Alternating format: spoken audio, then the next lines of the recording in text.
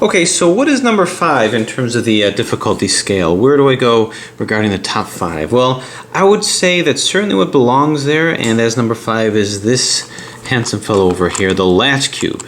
So this has a bandaging that's internally bandaged, but you have a little key here, a little guide here.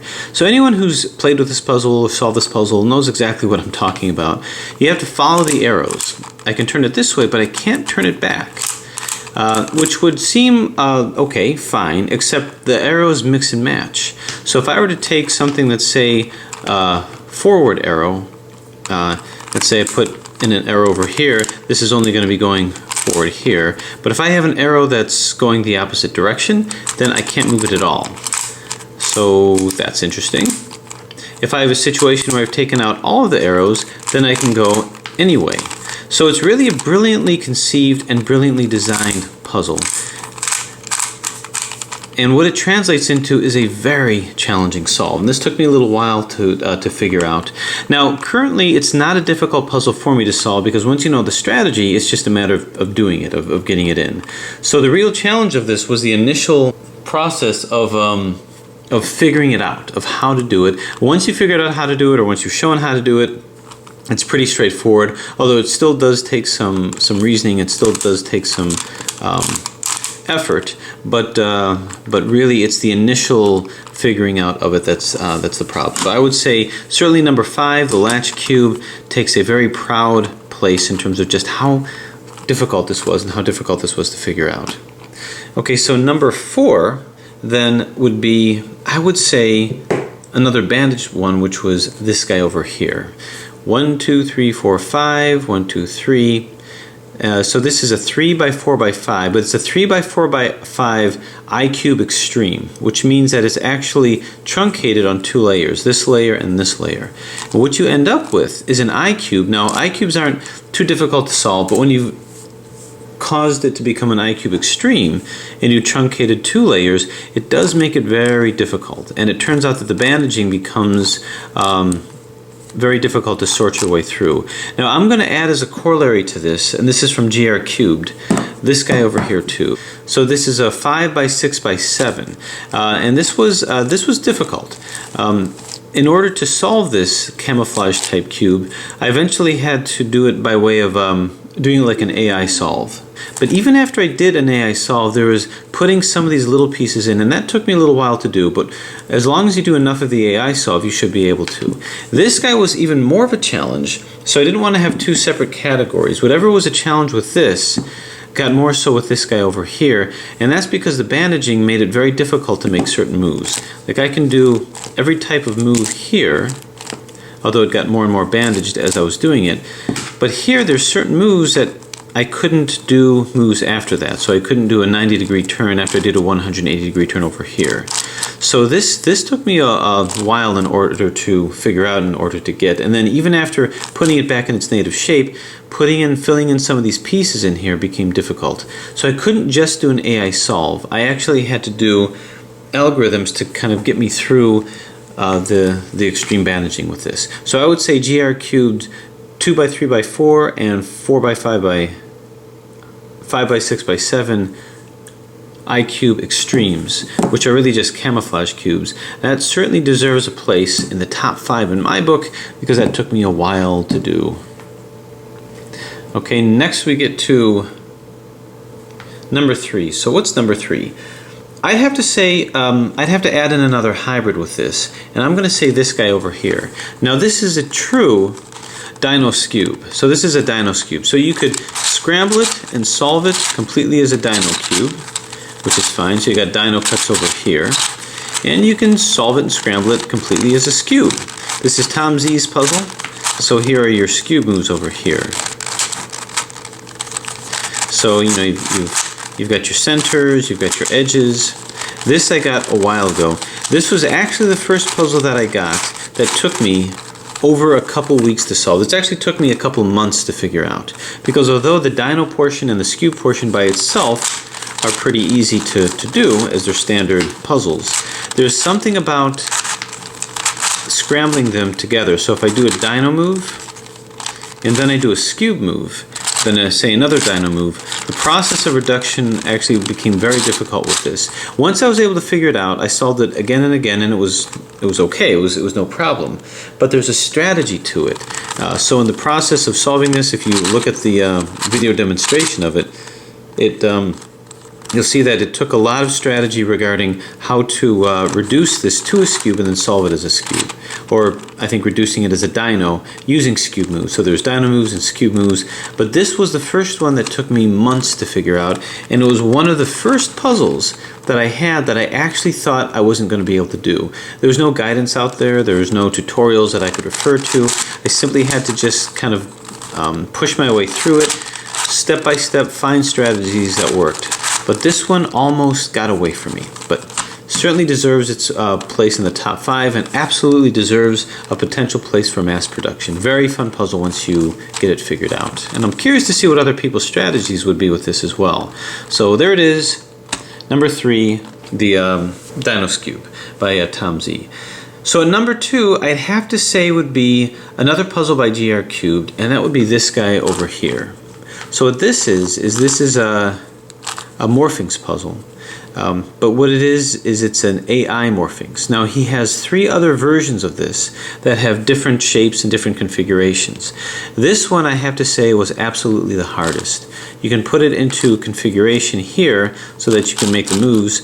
The problem is you don't have, you've got a couple equivalencies of pieces, but you don't have nearly enough equivalencies to put these in a proper way. So I forget which version this is, but you can't really substitute one piece for another piece. So you can easily get these corners in, rather these edges in, but these corners, every one of these corners are different. So what made AI puzzles much more simple is the fact that you had equivalencies of corners. These did not have any equivalencies. So because of that, I had to design a 3 cycle that caused these corner pieces, this to go here, this to go here, and this to go here. And that took me a lot of time finding surrogate moves with that, because I used the same concepts as I would do with commutators, but I had to keep doing surrogate moves because to rotate this, I had to do a lot of RIDA RDs, I had to do a lot of construction and reconstruction. However, I have to say what emerged out of that solution is a strategy that I continue to use to this day in order to do a 3 cycle so that I don't have to struggle through different AI solves as long as I can have that. The other aspect about what makes these puzzles in the top 10 is the fact that a good number of them had strategies that can only be applied to those particular puzzles. For instance, this one over here, the strategies, I've never really found a way to apply it to other puzzles, and that's what made it more difficult because it was a very specific solution.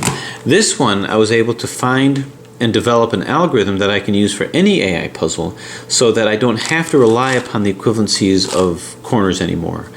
So the difficulty with this puzzle was first off finding the solution, but the fun of it was the fact that I was able to design a strategy that I can use across a broad variety of different AI puzzles. So that will take its role as number 2. So what then is number 1? What is the most challenging of puzzles that I have done or have yet to do? Well, I've shown you examples of bandaging, I've shown you examples of hybridization and where that caused some issues and where that caused trouble. Well, I haven't shown you any ghosting processes yet. Now, the thing about ghost puzzles is they're challenging, but I haven't had a huge problem with them because for the most part, even if they're 5x5 or 6x6 or the dreaded 7x7 ghost puzzle, you're able to correlate one piece with another and just sort of solve it sequentially like that, because as long as you can put 2 pieces next to each other that belong, you can derive the rest. Well, the following one, the next one is the one that I had the most trouble with. So the one that takes its place as the number 1 in terms of how long it took me to solve would be this guy, Ben's Platinum Cube. So this is basically a scube. Well, this is a master scube, and it's the next step above a golden cube, which is really just a ghost scube. So just to give a little perspective with this, you start off with just the scube. Scube solve is a nice, simple, quick solve. It's a good thing to do just to keep your hands busy. The ghost cube, which is the golden cube, Tony Fisher's work of art over here, is solved just like a scube, only it's off center. Now, it's a challenging puzzle. You can see that this is the off-center area that it is, and it takes a little bit of concentration. So it provides you with a super cube and also the off-centeredness of a ghost cube. So it's not unreasonably challenging. It's a pretty good challenge, but basically when you solve it, you can solve by putting things next to each other that obviously seem to belong. And that's the best way in terms of solving that. The next step up with that is, of course, the Master's Cube. Now, the Master's Cube is a significantly higher version of trouble than this cube, because after you do your cube solve, which consists of this guy, this, and this, you then have to put these in, and these take algorithms to do so. This is the next step up with that. So if this is the golden cube, the platinum cube is the next step up beyond that. And this is the master version of this, which is the ghost version of this. Now, why is this so much more difficult? Well, I'd said before that the whole key with solving a ghost puzzle is the fact that you can put pieces in next to each other and just sort of build from there. First off, it's a really great moving puzzle as well. But to solve this, if I did it my usual way, I'd have to solve the skew parts first, which means I'd have to put the corners in and the centers in. So how am I going to find the corners in the center when they don't really line up? All of these pieces, or most of these pieces anyway, are different from each other. So if I were to look at equivalent pieces, first I'd have to put it in a position in which case I can start making my moves. See if I can't find it. There we go. So over here.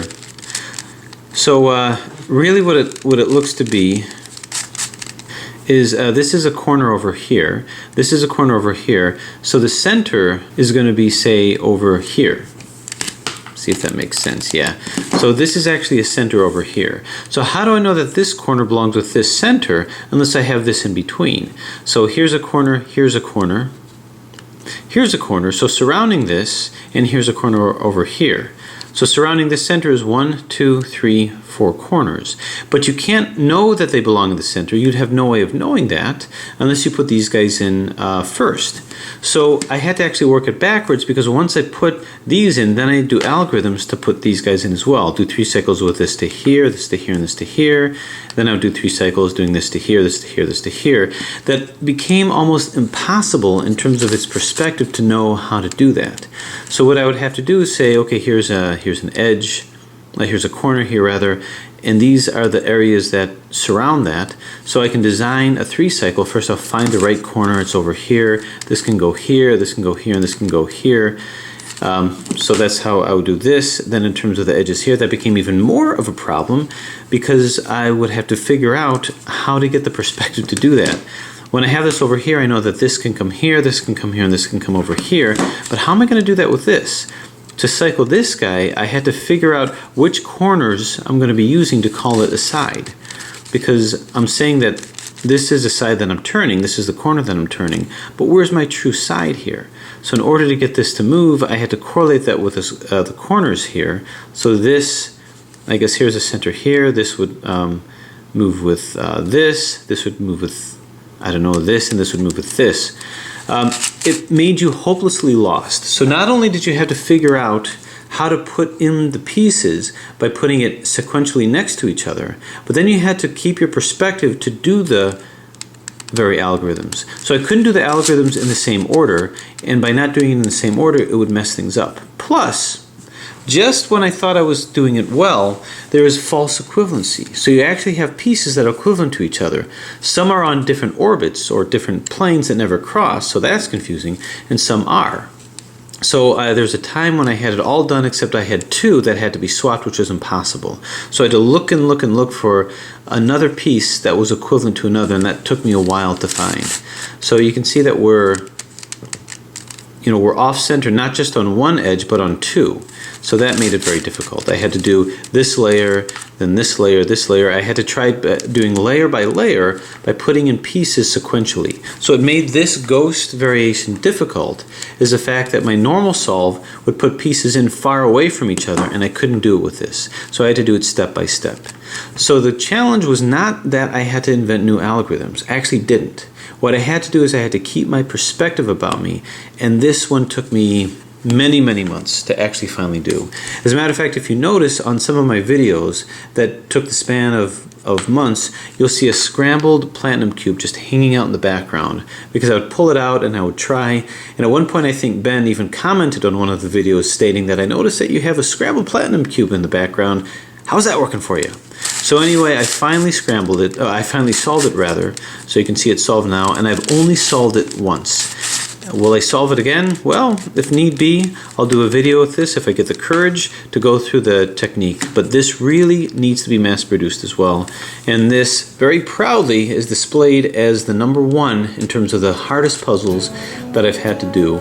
Not because of any new algorithms that I had to come up with, like with some of these, but simply because it's such a perspective bender and the strategy had to be different, that this was a very difficult cube to solve. Again, I thought this was going to be the one that got away, but I was eventually able to do it and push through it. So this takes its role as #1.